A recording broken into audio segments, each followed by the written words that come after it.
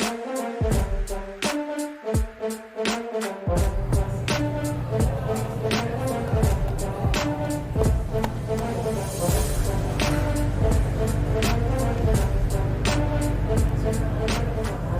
right, welcome back, everybody, to episode 93 of Taking Control. My name is Anthony Kane, and I'm joined by our Director of Content and Social Media Marketing, Bernie Olula. Hey, everybody. Bernie's been on a few times in the past for Taking Control. And regular, a little bit. Always like having you on, Bernie. I like being here. It's going to be a good show today. But yeah, we're going to be covering, very similar to last week when we had Kyra Song, we're going to be diving into some social media stuff today. So take advantage of Bernie's social media knowledge. So we appreciate everybody that's joining us today for episode 93. Before we dive into episode 93, I did want to send out the final reminder that our 10-year anniversary party is on Saturday. It is at 7 o'clock at M's Place. If you've received an invitation and you have not yet RSVP'd, we ask that you please do so. Please reach out and let us know that you'll be there, or if you're bringing somebody. We just want to make sure that we get all of our ducks in a row in terms of head count. But as of right now, it's going to be a lot of fun. There's going to be a lot of people there. Bernie and I will both be there. We're both going to be there. Lots of food, lots of music. Yeah, we might bust out a few dance moves. I'm going to be dancing. It'll be a good time. But yeah, it really is just a great opportunity to celebrate the success over the last 10 years for One SEO. We're going to have a lot of great clients there that we get to interact with on a when we don't get to on a regular basis in terms of this outside the office setting. So we're really looking forward to it. We hope to see you guys there. Jumping right in, Bernie, I want to touch on a little Google My Business to kind of kick things off. So something that I think you might be able to attest to as well is just one of the features Google has been pushing a lot lately is obviously Google Posts. Yeah. And I don't think enough people are really taking advantage of it. So Google's kind of giving a little bit of a lifeline in terms of, hey, here's something great that you should be posting. Yeah. And that's really kind of the rolling out this whole, taking your positive reviews that you get and saying, hey, turn this into a Google post. And they're kind of helping you along the way a little bit. Yeah, I think it really helps out people who are searching too, because Google wants to give the best experience for everybody. They want to provide the best product. Right. And they're always pushing people to respond to their reviews. And we're always telling clients, if you want to show up on Google My Business, you want your stuff to show up, you need to respond to your reviews first. So, and I have a client success story about that recently. We had somebody come in the other day who got 103 calls just from Google My Business, and about a month ago, one of the first things we told him to do was to start responding to his reviews, and he did, and like that. But if they're going to put that kind of stuff out there, that makes it way easier to share content on there too,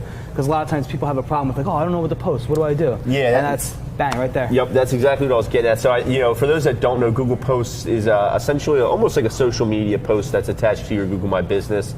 I believe the default is 7 days of the lifespan. So, you can post fairly frequently. You should be, but to Bernie's point, a lot of people don't know what to get started with. What am I supposed to post? Is it a promotion? Is it a success story? It can really be anything. But something Google is now rolling out is, hey, we noticed you got this 5-star review recently. Why don't you go ahead and post that on the Google Post? And what I think is really, really great about this is you can actually add a call to action right to that post. So if somebody is, that whole suite is great for that kind of stuff too. It really for providing the events, you can do the user experience, or for just the experience of the user in general. You can always do a call to action, a picture, a video, and it looks like right now they're making it easier to kind of work inside the platform, because it's a little overwhelming at first, but when you pop in there and they're like, oh, get started like this. Yeah, exactly. And so suppose you're an HVAC company and you went out to fix someone's HVAC at 2 in the morning and it was an emergency, and someone's like, oh, they were a lifesaver. They came at 2 in the morning, they fixed it, it was great. Take that review and now link it to maybe your emergency services page or something along those lines. You can now kind of correlate those Google reviews right to a page on your website. Or even link it to other testimonials on your page. You know what I mean? You can do pretty much whatever you want. So that call to action is literally going to be a button where you can drive them back to your website. So plenty of ways to get involved with Google Posts, whether it is a sale or a promotion, or you want to highlight maybe an employee, or you want to highlight your growth, you bought more trucks or whatever it might be. Take advantage of the Google Posts, but also know that Google is probably going to be pinging you a little bit saying, hey, you just got this 5-star review, you should turn that into a Google Post. Yeah, definitely. Which is awesome. Pivoting a little bit to another platform, so we're going to talk a little bit about Facebook, and there's been some interesting kind of developments in terms of changes with Facebook. So Facebook, Twitter, Instagram, they're always going to kind of continue to evolve their products. They're going to continue to evolve how users kind of interact with their products. We know Facebook went through a ton of changes last year in terms of trying to connect families and friends, and being a community or a place where everybody can kind of come and bringing everybody in the world closer together. Mark feels like that's his personal responsibility, which is awesome. Good for him. Somebody's got to take that responsibility. Something that I thought was interesting there. So not that I frequent Reddit, but I'm familiar with what Reddit is, and one of the biggest, standout features in terms of Reddit is the upvote system. Yep. So upvoting is essentially on a post level. So if something's is really trending, you're going to see it get a lot of quote unquote upvotes. If something is negative or it's trash or whatever it might be, you're going to see it get a lot of downloads. The reason why that works on Reddit is because people at a glance get to see what's trending almost right away. Yep. Because the community essentially decides, the world decides what's trending right now and what's not with the voting system. Yeah. And what's the most relevant thread or the comment in this entire exactly, thread? And it works on the comment level as well. So when you click into a post, now you're going to see all the comments. You're going to see which ones are the most. So in theory, you can spend a few seconds on a post and get everything you need to because you're just seeing the best of the best, and then you leave. So Facebook has been seen testing an upvote, downvote on the comment section, which I thought was interesting because at a smaller level, if you're looking at a post that gets 8 comments, it doesn't necessarily have an impact. But when you deal with bigger pages, bigger brands, things like that, where there's hundreds of comments on a live feed or whatever it might be. People actually scrolling through and interacting with these other crazy And I'm not comments. even sure the current feature, is it most relevant, most recent? I think it's something. It's always a mess, I feel like. I always just try to see the top comments, but it's such a struggle to get to it. So it would be interesting to see them kind of roll that out. This too is kind of like an answer for them for a dislike button. Do you know what I mean? Instead of having that out there, you can kind of just hammer it with downvotes. Yep. It really could be because very much like you can like comments, and that's almost like their voting system right now. This would allow you to kind of go the other way. But like I said, this is great because if it's a big page with hundreds of thousands of followers or whatever it might be, and they post something, the people that like that page, that follow that page, are the ones that are essentially deciding what comments are the best and what aren't. So it's almost like it's a true voting system. I think it's cool. I do think something like this gets rolled out to Facebook. It is just testing right now, but it kind of it would be a nice change to kind of align them a little bit more with that likes Reddit of like a Reddit. Yeah. So I'm going to pivot a little bit, but stay within Facebook. So another test that Facebook was seeing, and this one really caught me off guard. I almost thought it was Photoshopped when I saw the GIF. But basically, Facebook was testing a new news feed in that you would lose the traditional scroll, essentially, like that we're all used to, scrolling on our phones or whatever it might be to see your entire news feed, to a more Instagram stories related thing where you just tap to see the next kind of post. Swipe on through. I'm not sure. Yeah, I honestly didn't think that this was actually happening when I saw it at first because I was really confused. But then you take a step back and you kind of think I actually don't mind the Instagram story. That's just different. Tap to the right. Well, because that's fun. But on Facebook, if I went down, I'll just go on Instagram. Are you a stories guy on Facebook? But no one posts stories, so I can't really look at them. Are you a story? Would you be? No, I'm not. Yeah. I'm not even an Instagram stories guy. I don't have anything good to post. You don't like Instagram stories? I don't have anything good to post. You like looking at them? You're a troll? Yeah, I'll look at them. What sounds that make? I'll look at the stories. But it is funny because people have gotten into, even on mobile search, not to take this too much off of social media, but people have said that you just take a Google result on your phone, that results 3 and 4 tend to have a higher click-through rate than 1 and 2 because people are so inclined to just scroll past the ads, and when they go to scroll and stop on their phone, 3 and 4 are typically kind of front and center. Yeah. So it's an interesting, but everyone's kind of mastered the whole scroll on social media, so it's curious to see if something like that would work. And obviously, it's a pretty big change. It would work very much like with sponsored. I'm sure as you're tapping through the news feed, sponsored posts would take a place in there as well. Would make it easier to get those sponsored posts in front of people too, so it's good for advertisers. It is. Wants to advertise. Yeah. So it's I don't know if anyone actually posts just a text status on Facebook anymore. I feel like it's just video and pictures. No posts exist without a picture or a video. But so maybe they're trying to just say, it's visual anyway. Let's just Yeah. We'll see. I don't know. I don't know how people In short, that would be a major change to the Facebook platform, primarily on mobile, but it would be a massive change if that were to roll out, and I think that's how the industry kind of perceives it as well. Yeah. In a not so, exciting light for Facebook, something we wanted to bring up because, of course, we do have an IT department here as well at One SEO that handles a lot of what we're about to talk about. Facebook and Instagram have gone on record. They've, not that they were caught, but spokespeople from Facebook have come out and said that there were quote unquote millions of passwords that were stored in just plain text. So to kind of take that out for a second, what that essentially means is, you create a Facebook account, you create a password, it's in plain text to you, it's bubbles, whatever, and that's, should be stored in an encrypted fashion on the back end of Facebook, right? Because Facebook obviously has thousands and thousands of employees. They have, they would never be able to actually see your password. They see an encrypted version of it. It's also good in case, of course, Facebook or Instagram ever gets hacked. I mean, they wouldn't have just a list of plain text passwords, but for a while, Facebook had millions of passwords stored in just plain text, which would mean that I think the number was 20,000 employees had access. Tens of thousands. Like, people were like, how many were there? And they were just like, 10,000, something like that. It's a lot. And when you look at the number of employees that would have had access, I think the number was something like 20,000. Too many. It's pretty crazy to think that, a company of that size with this much data, but it takes you back, like, I talked about with Kairos last week where, when Facebook goes down, you really feel the ripple effect because of what you can do. You log into your Spotify account with Facebook, or you're reading a blog and you go to leave a comment, but you're logged in through your Facebook. Yep. So like the amount of things that can be affected by like just Facebook being down, but I think it goes just, it's parallel in terms of what you log into through your Facebook. If that password were to be compromised or something along those lines, think about the kind of ripple effect that might have as well. But it was kind of staggering to see, this article. Facebook for the last 12 months has had some interesting things. They said they were going to notify. Cambridge, the passwords being the day-long outage. It's been an interesting journey. Facebook's been talked a lot about, not only on our show but just in the industry in general. So we figured we would mention this story as well. They're not clamoring to have everyone go and change their password.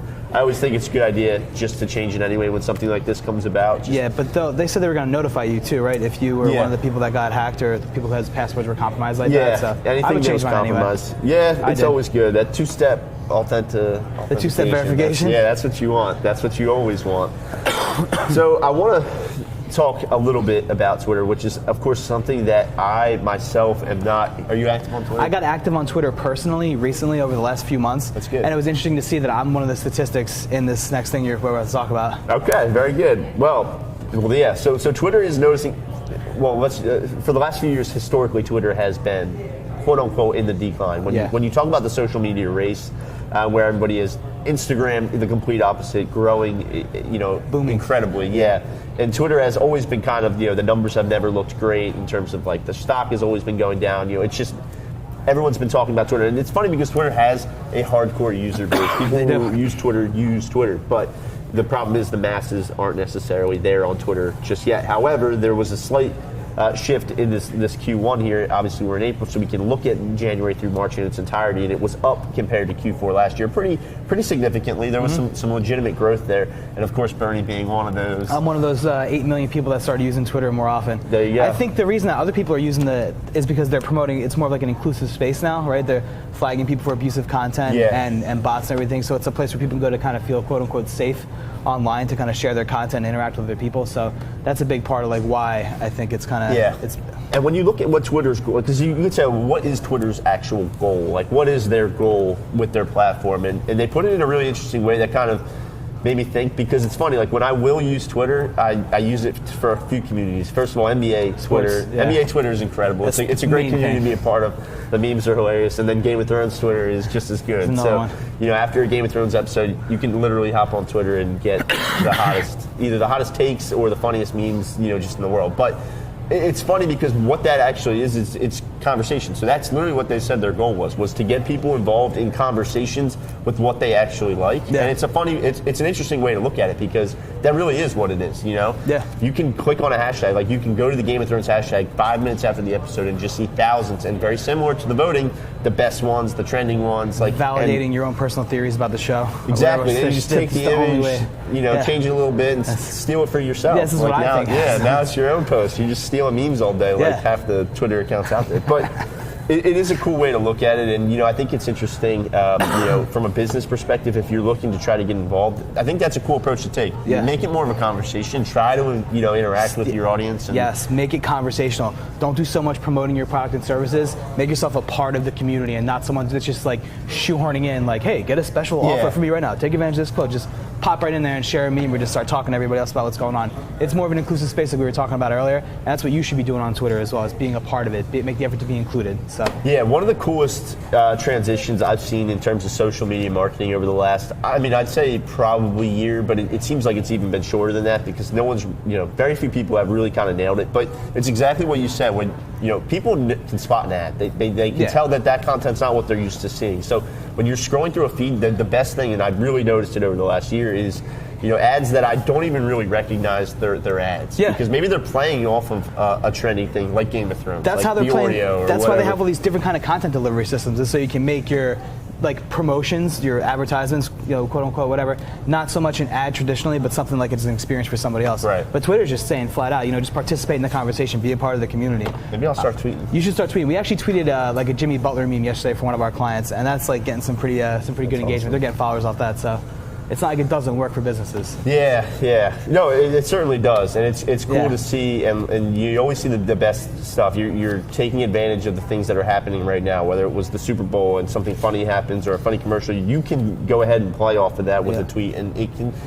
People are looking up those hashtags, so you can get there and you can be in that conversation, quote unquote, which I think is awesome. So. Before we kind of round this out, you wanted to talk about Instagram. Instagram, I keep reading all over the place and hearing about it, especially in places like Social Media Examiner and everything. And I've been kind of doing some research about Instagram taking away a feature where taking away the feature where you can see all the likes that are going on a post, and kind of taking away who can see what followers you have and everything. So they make it less of a competitive space and more of a space for you going to share your content. So you can kind of you know what I mean? Because Instagram, it devolved, I guess, with the generation of kids that grew up on it into this place where it's like a competition for social status. And Instagram, despite the fact that they're booming so much, wants to go back and make it about, I guess, what they were doing in the first place, which is a great place to share, your content, to kind of interact with other people. But to kind of couple of crazy. Thoughts. Yeah, it is. Couple of thoughts. One, it reminds me very much of LinkedIn, because once you hit 500 plus connections on LinkedIn, nobody can see other than that you have 500 plus connections. That's why you can't see my connections. Technically.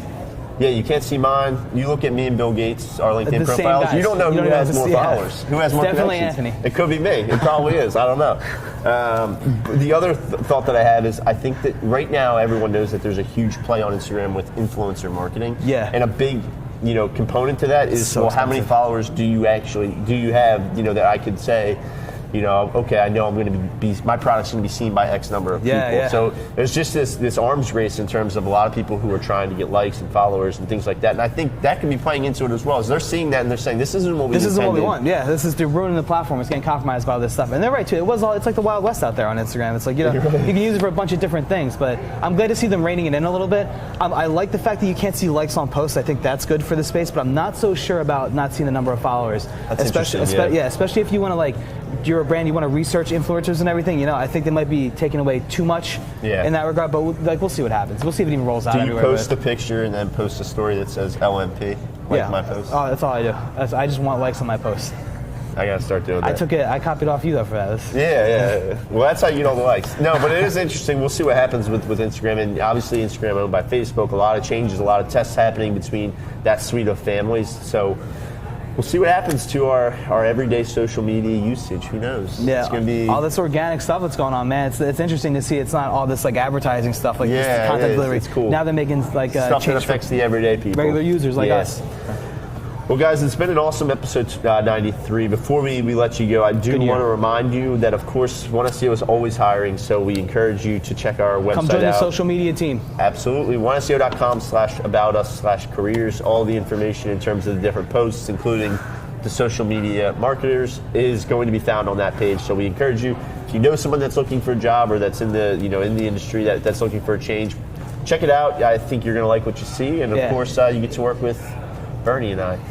Without further ado, we look forward to seeing you guys on Saturday at 7 o'clock at M's Place. Be there. It's going to be so much fun. We can't wait. Hermina and Rachel have been doing a fantastic job getting everything set up. It's going to be she's got a great playlist, too. She's got a killer playlist. Great playlist going on. Yeah, it's going to be a rock star event. But thank you guys. Have a great weekend. We hope to see you Saturday.